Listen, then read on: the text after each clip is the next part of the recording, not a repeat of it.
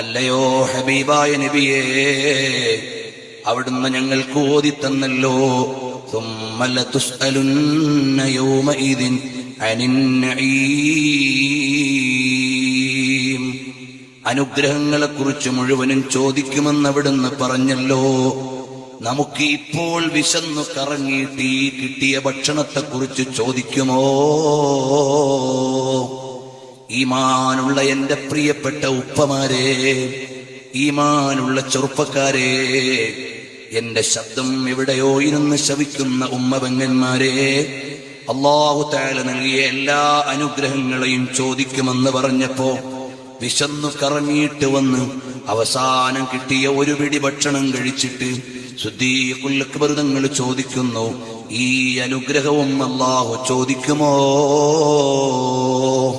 ഉടനെ അവിടുന്ന് പറയുന്നു, ഇന്നദാലിക സയകൂൻ,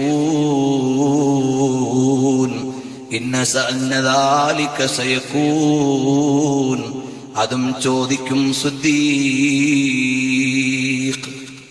റളിയല്ലാഹു അൻഹു. ഇത് കേട്ടപ്പോഴേക്ക് കൈ വായിലേക്കിട്ട് വൊമിറ്റ് ചെയ്ത് കളയാൻ ഒരുങ്ങുമ്പോഴാണ് അല്ലാഹുവിന്റെ ഹബീബ് സല്ലല്ലാഹു അലൈഹി വസല്ലം തങ്ങൾ പറഞ്ഞു, വേണ്ട, അല്ലാഹുവിന്റെ അനുഗ്രഹം അനുഭവിക്കാതെ ജീവിക്കാൻ കഴിയില്ല, അത് വേണ്ട നിലക്ക് കൈകാര്യം ചെയ്താൽ മതി. ഈമാനുള്ള ചെറുപ്പക്കാരെ, എന്റെയും നിങ്ങളുടെയും യുവത്വമുണ്ട്, അത് അല്ലാഹുവിന് വേണ്ടി ഇബാദത്ത് ചെയ്യാനാണ്.